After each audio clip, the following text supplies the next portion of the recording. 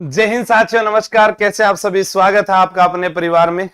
अब मैं कैसा हूं वो तो आपको शकल से दिख रहा होगा, हाथ दिख रहे होंगे, देखो।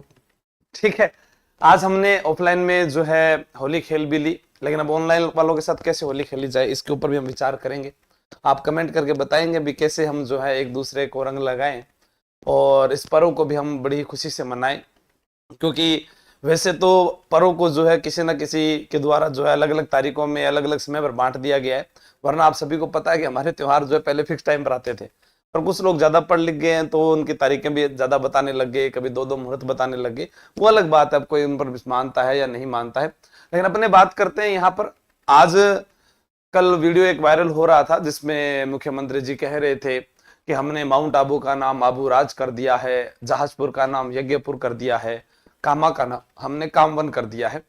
तो उसके अलावा भी बहुत सारे काम थे लेकिन वो कभी नहीं किए गए। जैसे मान लो कि राजस्थान पुलिस के अंदर जो चयनित अभ्यर्थी हैं या जो चयनित पुलिसकर्मी हैं, उनका जो मेस भत्ता है, वेतन भत्ता है, कभी उसके ऊपर गौर नहीं किया गया।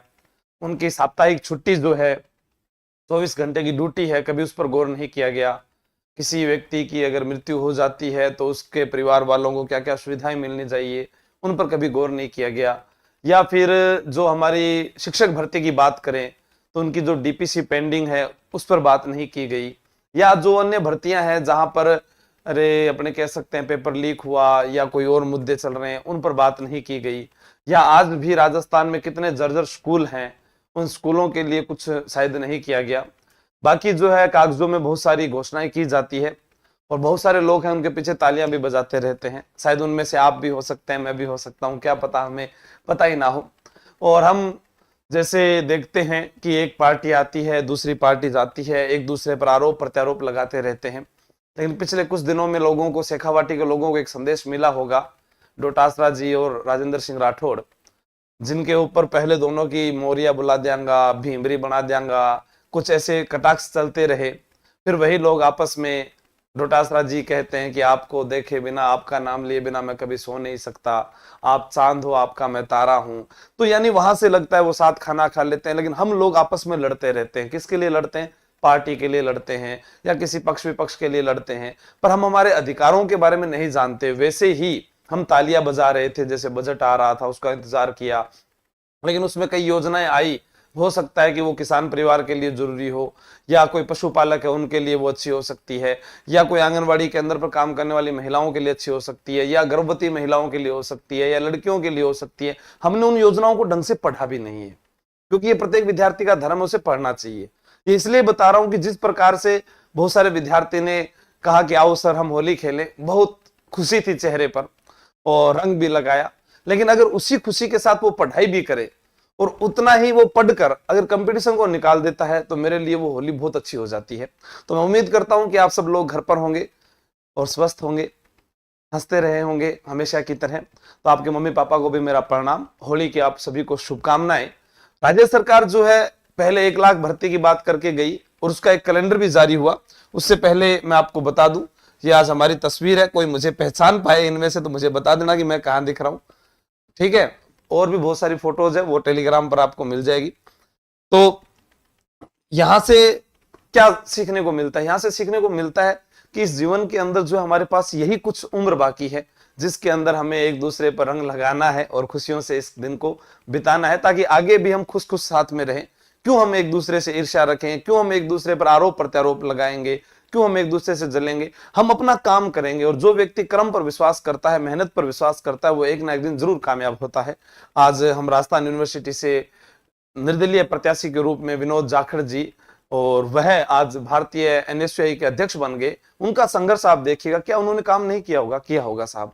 वैसे ही एक युवा साथी अगर काम करता है तो वो जरूर आगे कामयाब होता है। आपको भी वही करना है कि आपने पढ़ाई की शुरुआत कर दी है, बस आपके पास में कुछ चीजें सोचने वाली है कि मैं ₹1,00,000 लगाऊं, मैं 50,000 रुपए लगाऊं, मैं कितने रुपए लगाऊं। मैं आपको बार बार ये आश्वासन देता आया हूं और हमेशा कहता आया हूं कि कोई भी विद्यार्थी जो 6 से 7 महीने मुझे दे सकता है, मैं उसे जरूर एक फीस के अंदर, चाहे वो तैयारी कर लो ऐप से, चाहे वो ऑफलाइन आ रहा है, मैं उसे कामयाब जरूर कर दूंगा।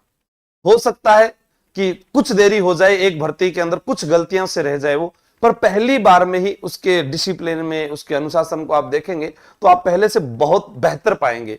वो एक अच्छे नागरिक के रूप में, अच्छे व्यक्ति के रूप में वो कहीं पर काम भी मांगने जाएगा तो उसको बहुत अच्छा नॉलेज मिलेगा और वो आगे बढ़ सकता है। क्योंकि आज जैसे हम उत्तरी राजस्थान की बात करें, गंगानगर, हनुमानगढ़, वहां पर नशा इतना फैल चुका है, सूखे नशे, इंजेक्शन लगाना, आदमी मर रहे हैं, शरीर से सूख रहे हैं, तो उसका आपको त्याग करना पड़ेगा और हम आगे बढ़ते हैं।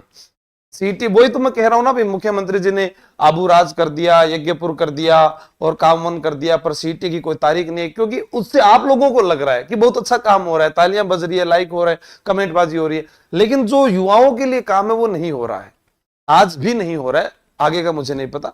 प्री प्राइमरी टीचर की वैकेंसी के बारे में कोई उन्होंने चर्चा नहीं की, लेकिन उन्होंने कहा है कि कैलेंडर जब जारी हुआ था, इस कैलेंडर के अंदर उन्होंने बोला था कि हम जो है 1 लाख की जगह अब क्या कर रहे हैं, 1,25,000। लेकिन इससे पहले इनको सीटी एग्जाम डेट, एसआई का इंटरव्यू खत्म करना चाहिए, एसआई एग्जाम एक पारी में करना चाहिए, ठीक है। शिक्षक भर्ती के जो पद खाली है उनकी डीपीसी जो है वो पेंडिंग पड़ी है, वो करवानी चाहिए। प्री प्राइमरी एजुकेशन वालों की भर्ती के लिए कुछ करना चाहिए, ताकि विद्यार्थी जो है मानसिक तनाव से हटकर समय रहते हुए अपनी तैयारी कर पाए। क्या कह रहे हैं, एक साथी कमेंट कर रहे हैं,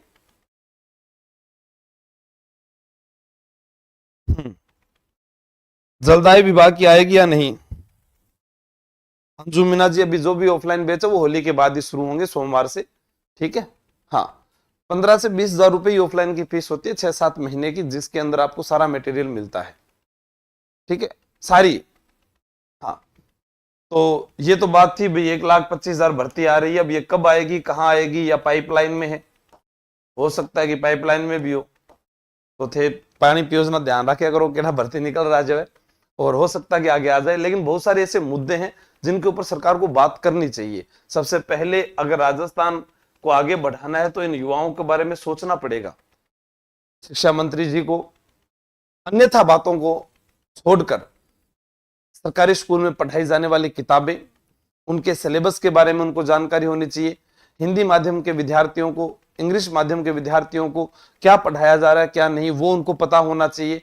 उनके पोषण में क्या क्या सुधार किया जा सकता है वो उनको पता होना चाहिए। आज डिजिटल युग आने के बाद में डिजिटल पढ़ाई भी वहां पर आनी चाहिए, या फिर पढ़ाई के साथ साथ उनको स्किल्स भी सिखाई जानी चाहिए, यानी कंप्यूटर में दक्ष होने चाहिए। या जैसे मान लो कोई हम आईआईटी करने जाते थे तो विद्यार्थी को सीखते थे, वैसे उनको स्कूली शिक्षा में ही सिखाया जाना चाहिए कि आप बेरोजगार ना रहे, वरना एक टैग लग जाएगा ना, बेरोजगार बेरोजगार बेरोजगार, वो खुद को समझेगा मैं बेरोजगार हूं, मुझे कुछ नहीं आता, काम नहीं आता, पढ़ पढ़ कर मैं डिग्रियां ले गया। डिग्रियों का इस जमाने में कोई तोल नहीं है, आप सभी लोग जानते हैं। इसलिए समय रहते हुए शिक्षा मंत्री महोदय या माननीय मुख्यमंत्री को युवाओं के साथ में एक जो है कैरियर गाइडलाइन सेमिनार रखना चाहिए।